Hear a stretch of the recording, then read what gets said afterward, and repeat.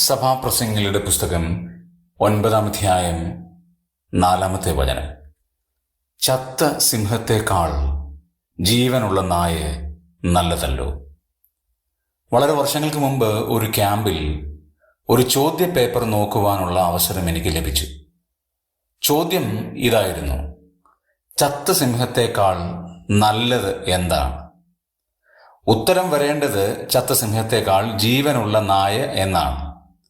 എന്നാൽ ആ കുട്ടി തൻ്റെ ഉത്തരപേപ്പറിൽ എഴുതിയത് ചത്ത സിംഹത്തെക്കാൾ ജീവനുള്ള സിംഹമാണ് നല്ലത് എന്നാണ്. ആ പേപ്പർ വായിച്ച ഞാൻ വളരെ ചിരിച്ചു. ഞാനത് ക്യാമ്പിൽ വന്ന ചില എൻ്റെ ഫ്രണ്ട്സിനോട് ഷെയർ ചെയ്തു. അവരും ചിരിച്ചു.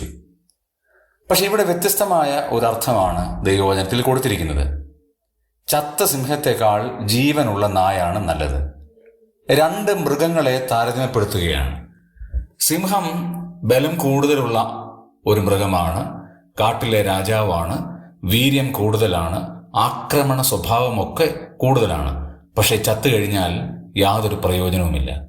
എന്നാൽ ജീവനുള്ള നായ, അത് സിംഹത്തിൻ്റെ അത്രയും പ്രയോജനമോ ബലമോ ആരോഗ്യമോ ഒന്നുമില്ലാത്തതായിരിക്കാം. പക്ഷെ ജീവനുള്ള നായ സംരക്ഷണം നൽകുന്നതാണ്. എന്താണ് ഇവിടെ ദൈവത്തിൻ്റെ വചനം ഇങ്ങനെ പറയാൻ കാരണം?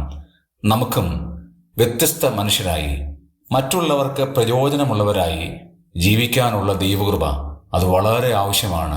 അതിന് നമുക്ക് വിവേകത്തോടെയും പരിജ്ഞാനത്തോടെയും നമുക്ക് ജീവിക്കാം.